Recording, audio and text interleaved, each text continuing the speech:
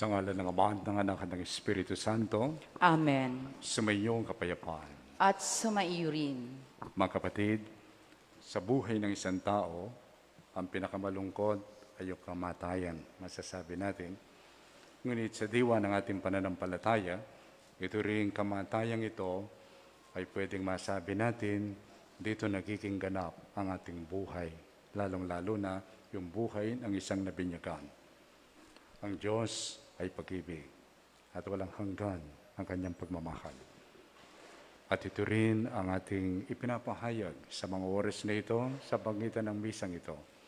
Hilingin natin, nawa ang ating kapatid na si Father Paul ay mabigyan ng sapat na tulong at biyaya ng Diyos upang sa gayon mabuksan niyang lubusan ang kanyang sarili at tanggapin ang walang hanggang buhay na ipinangako ng ating Panginoong Jesucristo.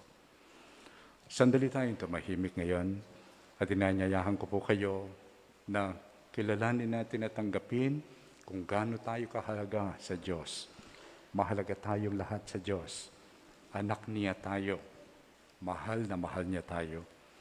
At kasabay nito, ipahayag din naman natin ang ating ang pagsisisi natin sa pagkakataong tayo ay nagkasala at humiwalay sa kanyang kalooban.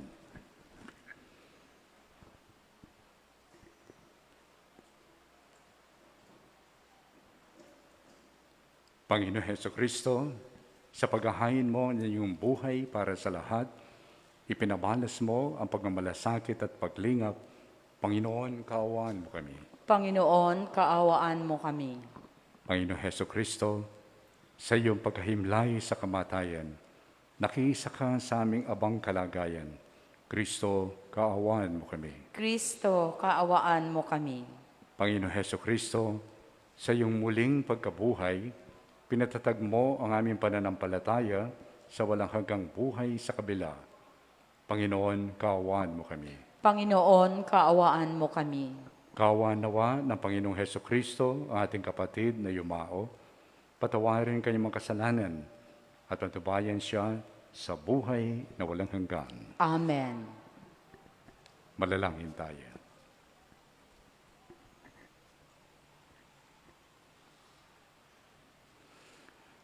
Ama naming makapangyarihan, ikaw ay maawain at mapagpatawad kailanman. Kami lumuluhog para sa aming kapatid na yung pari, si Father Paul, na yung tinawag ngayon upang yung makapiling. Pakundangan sa kanyang pag-asa at pananampalataya. May hatid nawa siya sa kanyang talagang bayan at magkamit ng ligayang pang magpakailanman. Sa pamagitan ni Jesucristo, kasama ng Espiritu Santo, magpasawalang hanggan. Amen.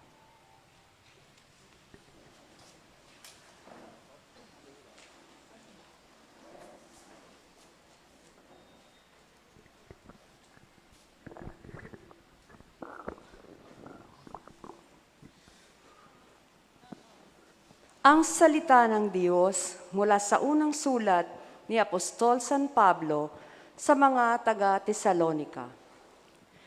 Mga kapatid, hindi na kailangang isulat ko pa sa inyo kung kailan magaganap ang mga bagay na ito, sapagkat alam na ninyo ang pagdating ng araw ng Panginoon ay tulad sa pagdating ng magnanakaw. Kapag sinabi ng mga tao, tiwasay at panatag ang lahat, biglang darating ang kapahamakan. Hindi sila makaiiwas sapagkat ang pagdating nito'y tulad ng pagsumpong ng pagdaramdam ng babaeng manganganak. Ngunit hindi kayo nabubuhay sa kadiliman. Mga kapatid, kaya't hindi kayo mabibigla sa araw na yaon na darating na parang magnanakaw. Kayong lahat ay kabilang sa panig ng kaliwanagan, sa panig ng araw, hindi sa panig ng kadiliman o gabi. Kaya nga, kailangang tayong manatiling gising, laging handa, at malinaw ang isip, tulad ng iba. Ang salita ng Diyos. Sa dilim ng kamatayan, kapiling nati may kapal. Pastol na nagtataguyod, sa akin ay kumukupkop. Ang Panginoong ating Diyos, buhay ko'y di magdarahop, ako'y di maghihikahos.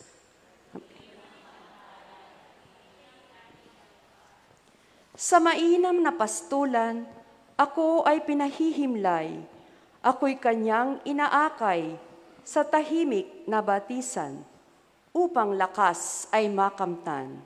Sa dilim ng kamatayan, kapiling nati may kapal. Ang pangako niya sa aki, tapat at di babawiin.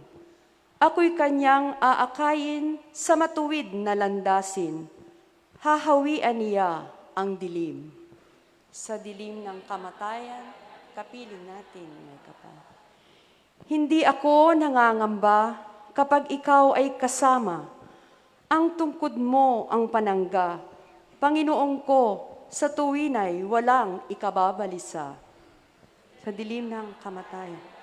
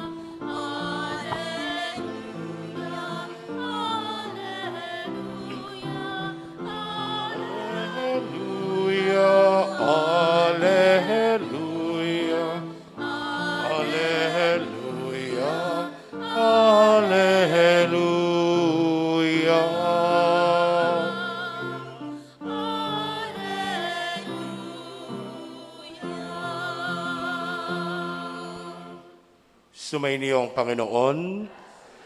Ang mabuting balita ng Panginoon ayon kay San Juan.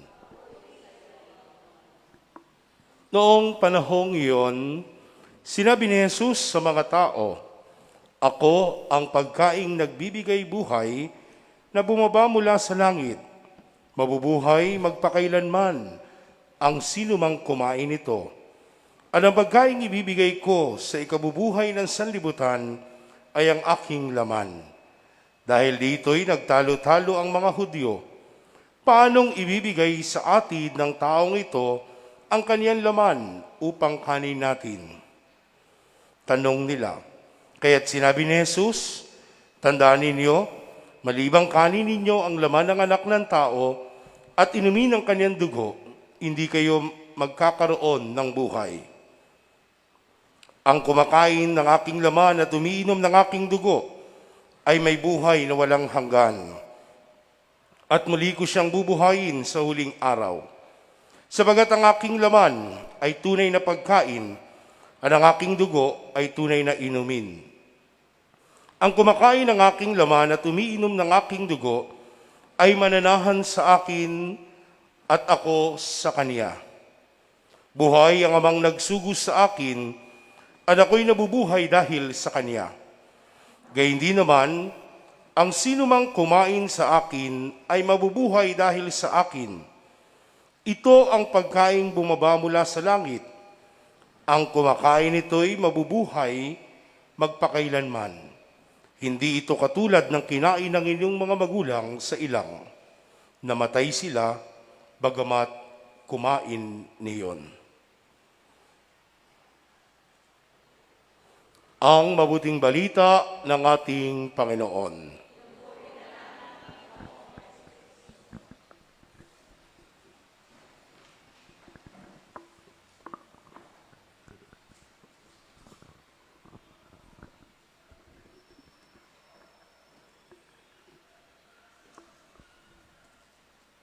Yung pong ating inaharap na sitwasyon, simula last year, hanggang ngayon, siguro hanggang bukas din, Ito ay puspos ng mga challenges. Kasama na po dito yung mga anxieties at saka yung takot. Di ba? Natatakot tayo. Sino ba naman hindi nakakatakot at matatakot? No po? Minsan papasok ka sa ospital. Pag-uwi mo, maliit ka na lang. No? Nakalagay ka na lang sa paso na hindi yon kasama sa iyong plano. Pero kung titingnan natin, ano po talaga yung nakakatakot? Nakakatakot ba talaga yung mamatay? Noong pong nakaraang September 4, Sabado, nagmisa ako doon sa isang parokya namin, kapistahan nung pinsan ni Father Orly, Birhen ng Korea. Our Lady of Consolation po, i Korea. So, sabi ko po, kapag nagmimisa tayo, ang pare, yung panalangin, opening prayer, we call it kolekta. Collect. Noon po, kala nila pag collect, mangungulekta na yung mga ushers. Pero ang totoo po nung itong collect ay pagsasama, parang sinasummarize ang lahat ng dasal ng bayan. At ito inaharap ng pari sa Diyos at yung mga tao naman, anong kanilang isasagot? Kapag sinabi ng pari yung panghuli, inihiling namin ito sa pamamagitan ni Kristong aming Panginoon. Alam niyo po yung inaamin niyo? Siguradong hindi. Kasi po, pag sinasabi namin yung panalangin yon at sumasagot kayo ng amen, ibig sabihin, oo nga Panginoon, yan nga ang aming inihiling. Nagdasal po kami noon sa opening prayer, ang aming inihiling doon sa pambungad na panalangin, nawa, makaisa namin sa walang hanggang kalwalatian at tuwa, ang mahal na Birheng Maria. Sabi ko sa mga tao, gusto niyo po ba yon? Sabi ko, opo. Sabi nila, sino yung gustong ngayon na? Ayaw. Ayaw nila. So, alin talaga ang kinatatakutan? Yung kamatayan o yung haharap ka sa Diyos? Alin ang nakakatakot po kaya? Alin ang kinatatakutan natin? Kasi kung kinatatakutan natin ay kamatayan lang, hindi kailangan ang pananampalataya. Ang pananampalataya, itong nagbubukas sa atin upang tanggapin ang iniaalok sa atin ng Diyos. Ano ang kanyang iniaalok? Ang kanyang pag-ibig na walang hanggan. Isang buhay na walang hanggan. Na ngayon pa lamang ito sa pamagitan ng sakramento ay pinapahayag na niya sa atin ang buhay na walang hangganan na yan. Tulad ng narinig natin kanina sa Ebanghelyo. Sinabi ni Jesus, sino man ang kakain ng aking laman, sino man ang iinom sa aking dugo, siya'y may buhay na walang hanggan. Kahapon po, nagkaroon ng celebration sa Pampanga. Ito po yung major celebration every year, yung birthday ni Mama Mary, yung pong 65th canonical anniversary, crowning of the image of the Virgen de los Remedios. At nandun yung representative po, kinatawan ng Santo Papa, si Archbishop Charles John Brown. During the homily, sa kanyang pagpapahayag ng kanyang reflection tungkol sa buhay ng ating mahal na Birhen in relation to the Lord, binanggit niya yung tungkol sa sinabi ng anghel sa kanya during the Annunciation. Ang sinabi ng anghel sa kanya, with God, nothing is impossible. Sabi niya, hindi natin gaanong gets ito, sabi niya. Kasi yung original Greek original Greek translation nito, sabi niya, ang sinabi ng anghel, any word that comes from from the mouth of God will never fail. Yan ang sinabi niya. Ang salita na nanggagaling sa Diyos, yan ay hindi papalya. Hindi po kamukha ng ating salita, no? Minsan, tayo, misa, meron tayong magandang awitin during the offertory. Minsan, 3 voices, 5 voices. Kapag may dumating pang hindi nakipag-practice, nagiging 5 voices, no? Yung offertory. Ano yung kinakanta natin? Kunin mo, O Diyos. Ano yung pinakukuha natin? Ating buong sarili. At ang simbolo nito ay ang alak at tinapay. But the question is, do we really mean that? Kakaiba sa salita ng Diyos. Ang salita ng Diyos, it will not fail. Because God never fails. Hindi niyo po napapansin sa ating mga bahay, sa simbahan, sa altar, merong nakapako na Kristo. And when we celebrate the Eucharist, ang ating pinaka-response na sinasabi after the consecration, when we eat this bread and drink this cup, we proclaim your death, O Lord, until you come again. Ano pong ibig sabihin nun?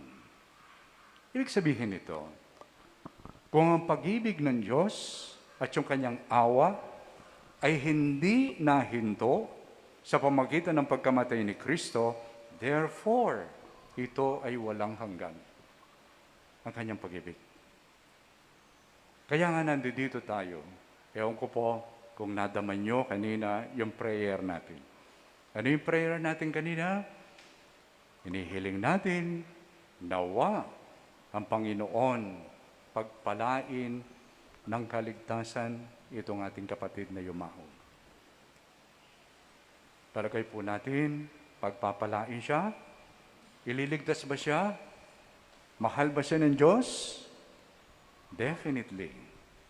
But there is a big question mark. The big question mark is, tatanggapin ba naman ito ni Father Paul? Ganyan po ang biyaya. Ang biyaya ay ibibigay, pero nasa iyo kung tatanggapin mo. Kaya nandito tayo, ang ating ninanais, hindi lang yung mailigtas itong ating kapatid, dahil yan ay gagawin naman ng Diyos yan. Because His Word will never fail. Ang tanong, ang ating kapatid, tatanggapin kaya niya ito? Ako po ay nagkaroon din ng COVID. Pero wag kayo matakot, matagal na po yun. Noong pong February 28 hanggang March 6, nasa hospital ako. Pero while in the hospital, ang aking para bang gumagambala sa akin. Nung una, yung iniisip mo baka hindi ka nalalabas na humihinga pa doon. Kasi nawalan po ako ng panlasa at saka pang-amoy.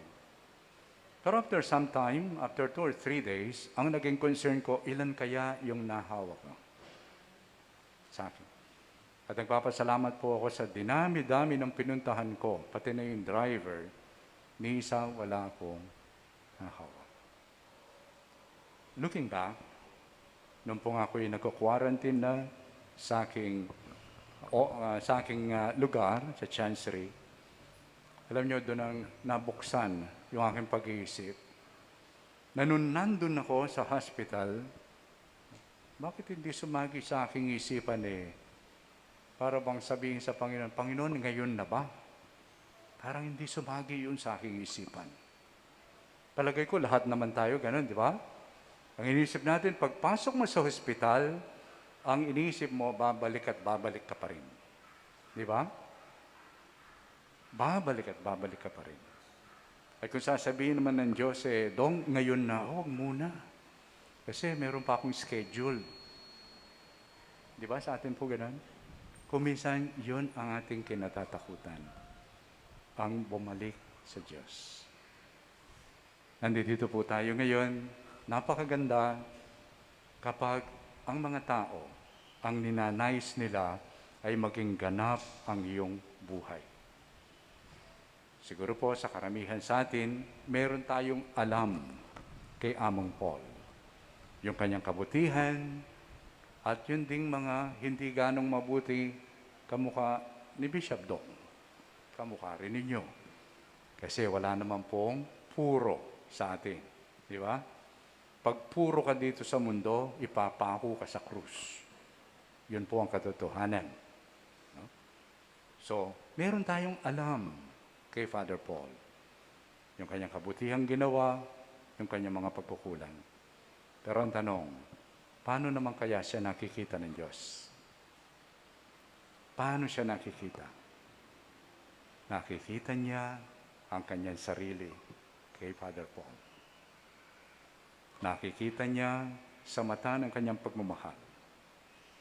Nakikita niya sa kanyang pagnanais na maging ganap ngayon ang kanyang buhay. Ngayon, balik ako uli dun sa tanong, si Father Paul, tatanggapin kaya niya ito? Yun po ang ipagdasal natin. Nandito tayo upang sa gayon, hilingin natin sa Diyos, tulungan din siya upang sa gayon, mabuksan niya, lubusan ang kanyang sarili at tanggapin yung inialok na buhay na walang hanggan ng Diyos. Paano natin magagawa ito? Una, kung meron siyang pagkukulang sa atin, sasabihin natin, Father Paul, huwag mo nang isipin yon. Go. Accept the fullness of life being offered by God.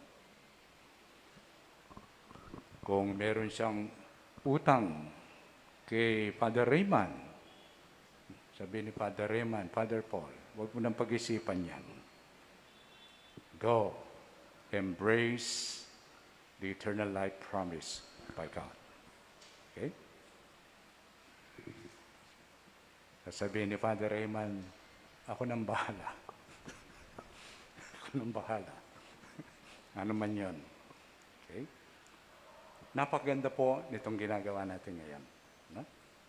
Lahat tayo ay natatakot, hindi lang sa kamatayan. Natatakot tayong bumalik na sa Diyos ngayon.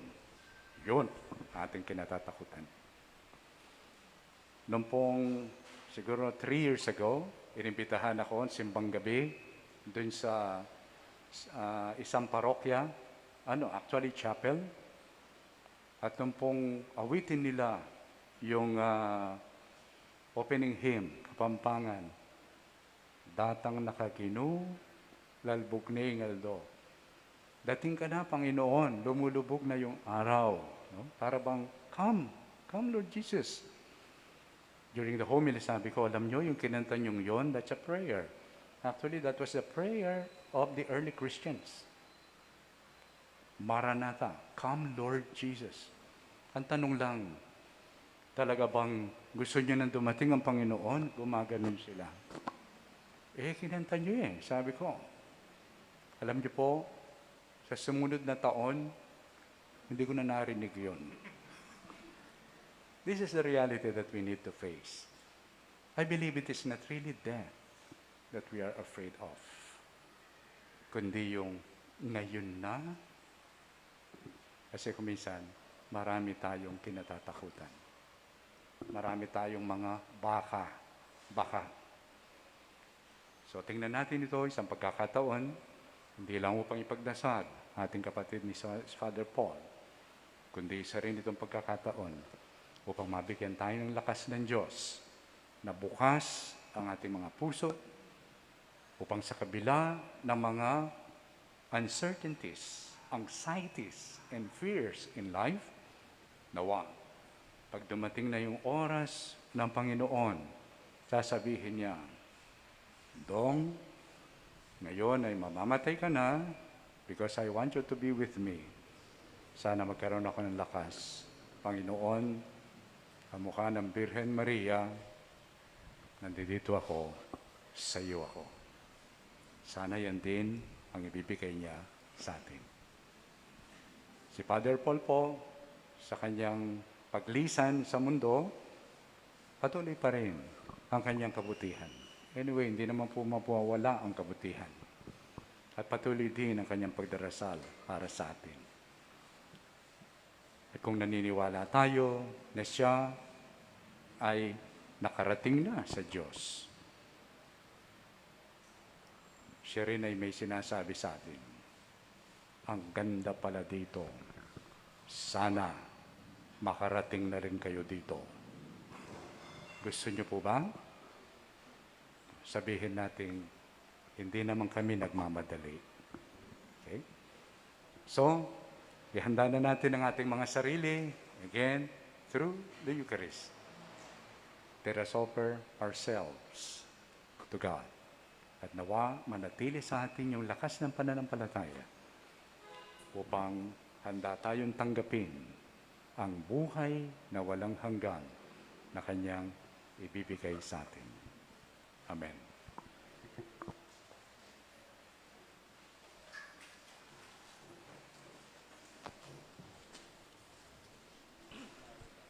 Father Danny?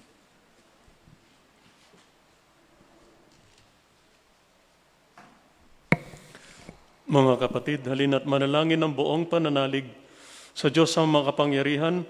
Binuhay niyang muli ang anak niyang si Kristo upang maging pagkabuhay na lahat ng tao. Ating itutugon, Ama makapangyarihan, kami iyong kaawaan.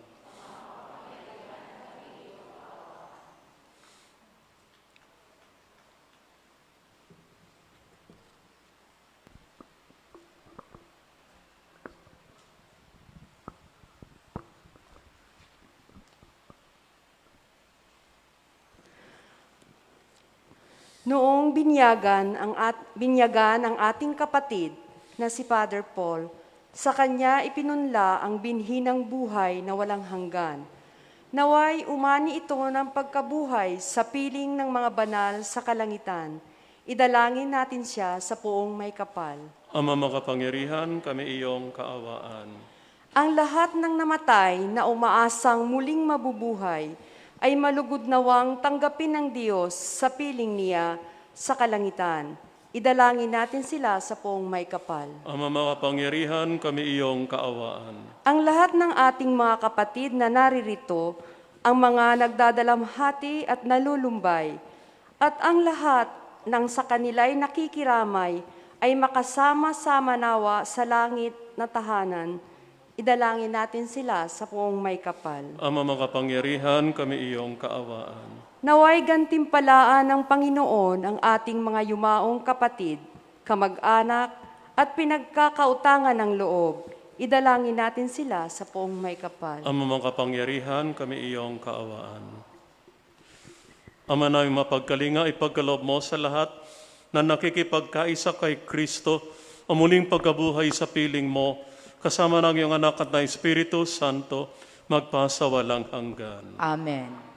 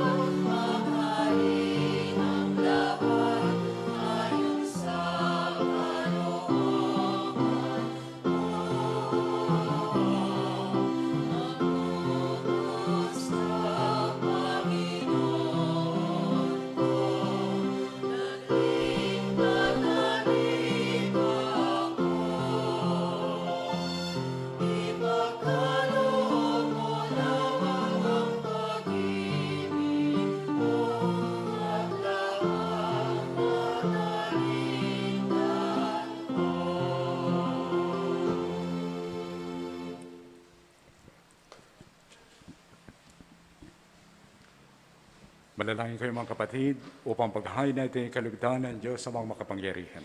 Tanggapin nawa ng Panginoon itong paghahain sa iyong mga kamay, sa kapurihan niya at karangalan sa ating pakinabangan at sa buong sambayan niyang banal.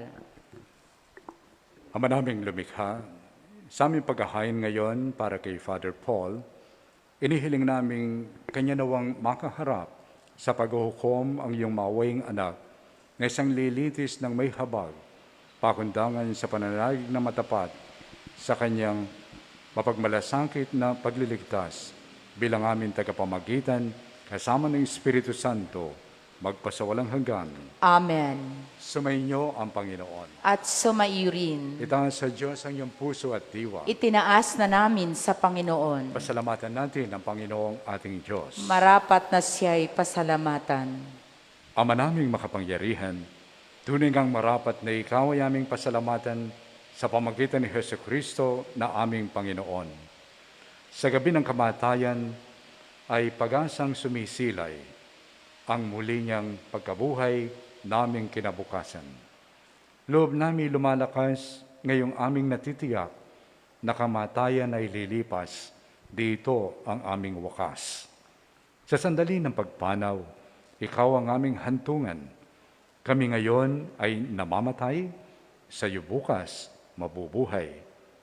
Kaya kaysa ng mga anghel na nagsisiyawit ng papuri sa iyo, na wala humpay sa kalangitan, kami nagbubunyi sa iyong kadakilaan.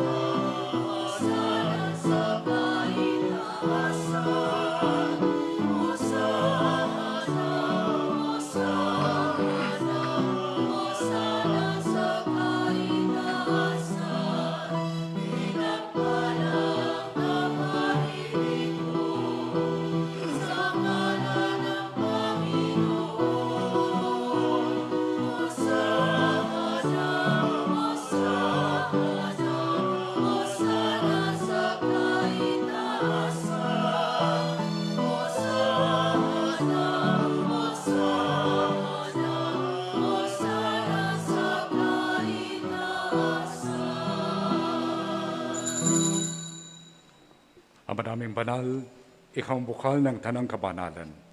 Kaya sa pamagitan niyong Espiritu, kayo ang banal ang mga kaloob na ito, upang para sa amin maging katawan at dugo ng aming Panginoong Hesus Kristo. Bago niya pinikris ang kusang loob na maging handog, hinawakan niya ang tinapay. Pinasalamatan kanya. Pinaghati-hati niya yon. Iniabot sa kanyang mga lagad at sinabi, tanggapin niyo lahat ito at kanin. Ito ang aking katawan na ihahandog para sa inyo.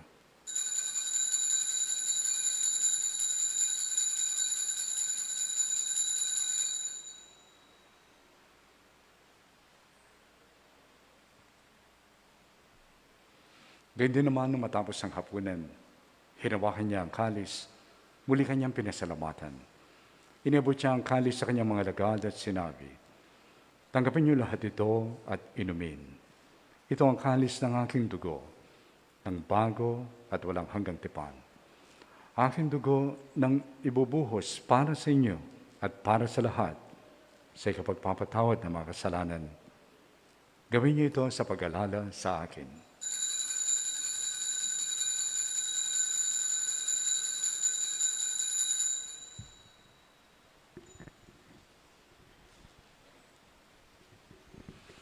Ipagbunyi natin ngayon ang misteryo ng pananampalataya.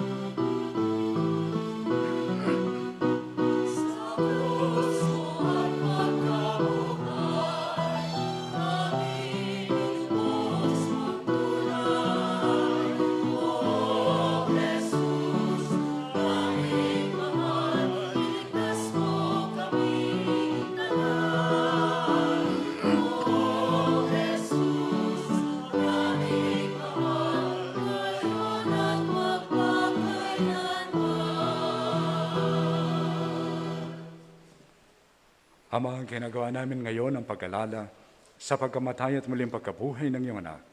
Kaya inialay namin sa iyo ang tinapay na nagbibigay buhay at ang kalis na nagkakaloob ng kaligtasan. Kami nagpapasalamat dahil kami yung minarapat na tumayo sa harap mo para maglingkod sa iyo. Isinasamo namin kami magsasalo-salo sa katawan at dugo ni Kristo ay mabuklod sa pagkakaisa sa pamagitan ng Espiritu Santo.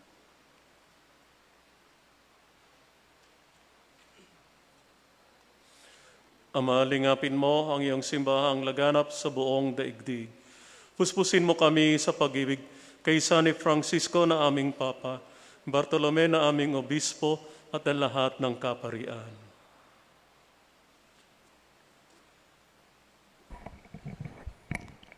Alalahanin mo si Father Paul na tinawag mo mula sa daigdig na ito nung siya'y biniyagan na siya'y nakaisa ni Kristo sa pagkamatay.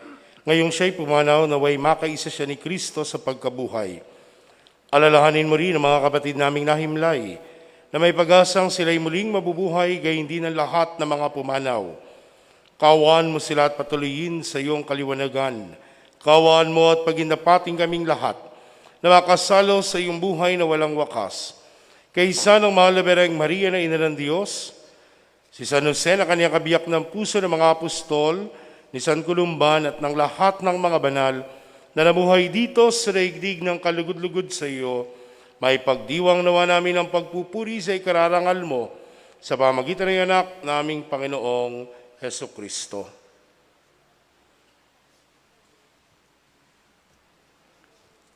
Sa pamamagitan ni Kristo, kasama niya at sa Kanya, ang lahat ng parangal at papuri ay sa iyo, Diyos Ama, makapangyarihan, kasama ng Espiritu Santo, magpasawalang hanggan.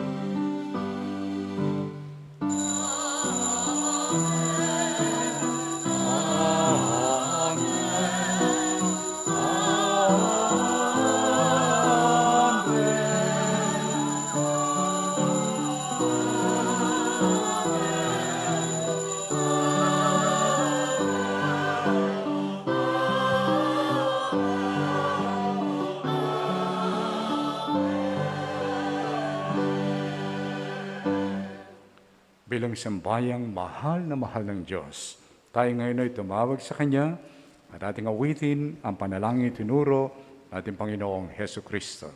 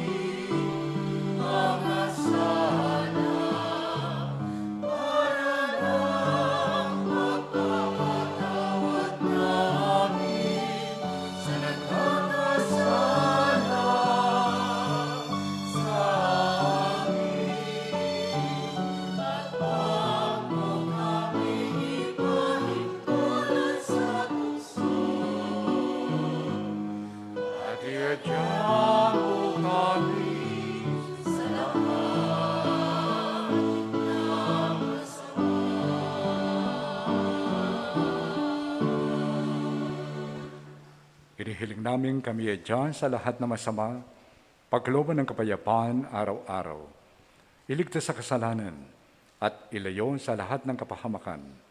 Samantalang aming pinananabikan ang dakilang araw ng pagpapahayag ng tagapagligtas naming si Heso Kristo.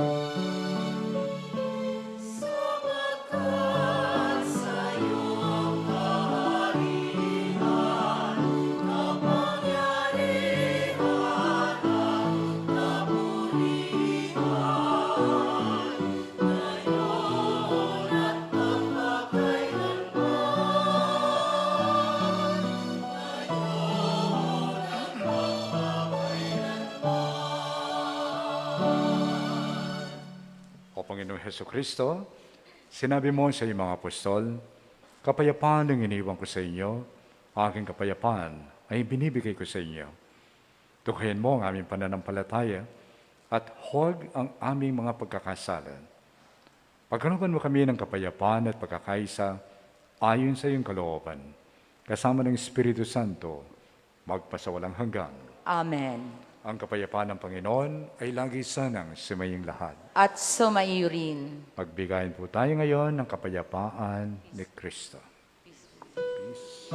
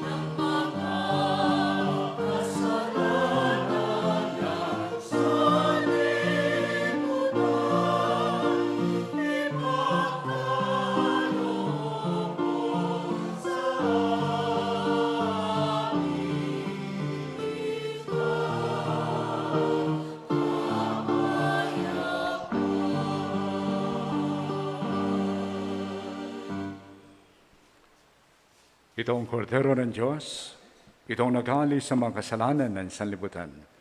Mapalad ang mga inayayahan sa kanyang piging. Panginoon, hindi ako karapat-dapat na magpatuloy sa iyo, ngunit sa isang salita mo lamang ay gagaling na ako.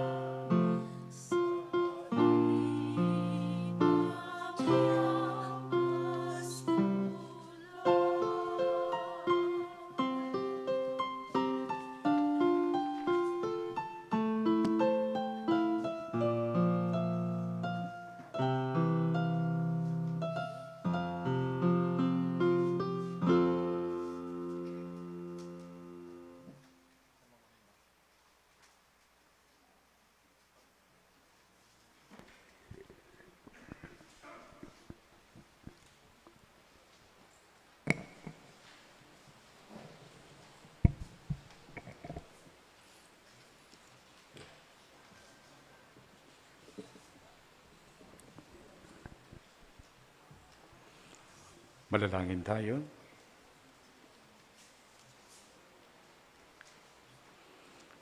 Ama naming mapagmahal, inilagak ng iyong anak sa amin ang pabawong pagsasalo sa banal na piking. Pagkaloob mo ang aming kapatid, ang iyong pari, si Father Paul, ay makapakinabang sa hapag ni Kristo sa kabilang buhay, sa pamagitan na rin ng anak mong mahal, kasama ng Espiritu Santo, magpasawalang hanggan. Amen. Magsiupo po tayo sandali.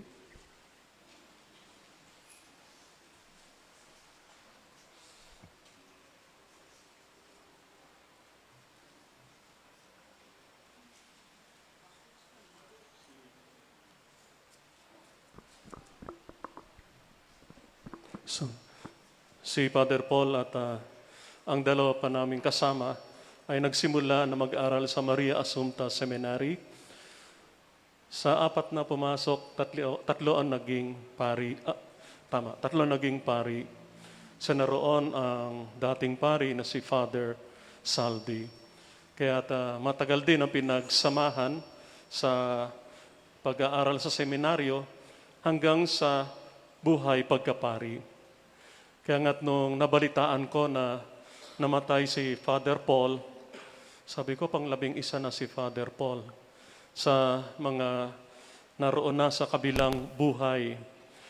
Ngunit siguro hindi panghihinayang para sa akin nung nabalitaan ko kinabukasan na siya ay namatay, kundi pasasalamat na rin sa Diyos dahil meron tayong mga 11 na naroon sa kabilang buhay ng mga paring Pilipino na taga-diocese ng iba, naroon ay nagdarasal para sa atin. Kaya nga siguro, una, pasalamat kay Father Paul na sa matagal ding panahong paglilingkod sa diocese, siya ngayon ay maglilingkod din sa atin sa pamagitan ng pagdarasal sa kabila.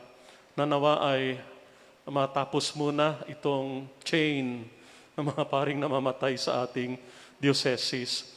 Kaya yung dasal nila na 11 naroroon sa kabilang buhay, of course, kasama na rin yung ibang mga paring Kulumbano at CICM na naroon sa kabilang buhay, ay maipagdasal nila tayo dito sa lupang ibabaw na umaharap sa pandemya. Sabi nga ni Archbishop Dong, no? Siguro takot man tayo mamatay, pero may mga naiiwan pang ibang mga alalahanin dito sa lupang ibabaw. Nanawa ang chain na ito ay maputol sa pamagitan na rin pagdarasal natin para sa mga yumao nating mga pari na ito. Kaya para kay Father Paul sa pagsasama dito sa diocese, maraming salamat din sa iyo sa mga magandang naibigay mo sa paglilingkod dito sa diocese, sa mga inspirations na naidulot mo sa mga kaparian, lalo tigit sa mga laiko na kasama. Maraming salamat sa iyo, Father Paul. At sa atin ding pananalangin, huwag nating siyang kalilimutan, kasama yung mga naon na pang mga pari. At sa pagdarasal natin sa kanila, umasa tayong ipagdarasal din nila tayo. Maraming salamat, Father Paul. At doon sa kabilang buhay, magkikita-kita din tayo sa takdang panahong inilalaan ng Diyos para sa amin na narito pa sa lupang ibabaw.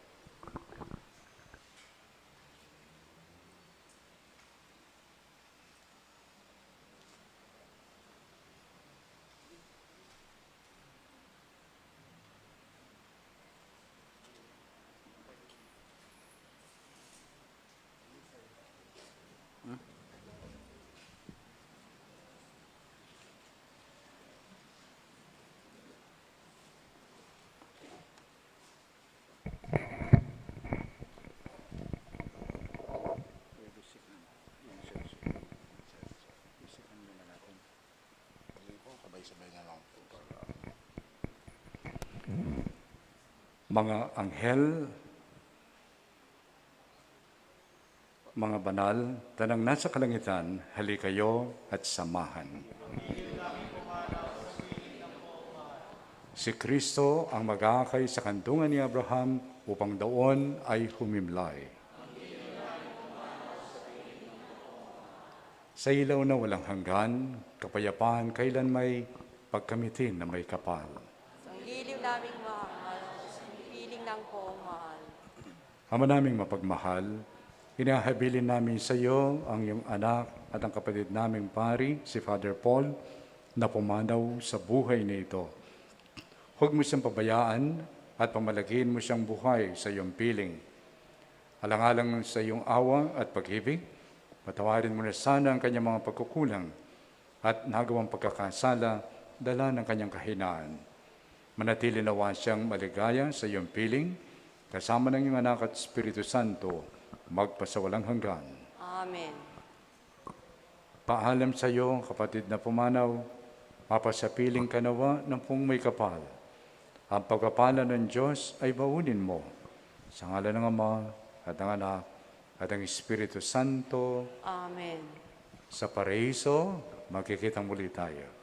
Samahan ka ng mga santo, kahit na may nauuna, tayo rin ay magsasama-sama upang lagi tayong lumigaya sa piling ng Diyos Ama. Amen.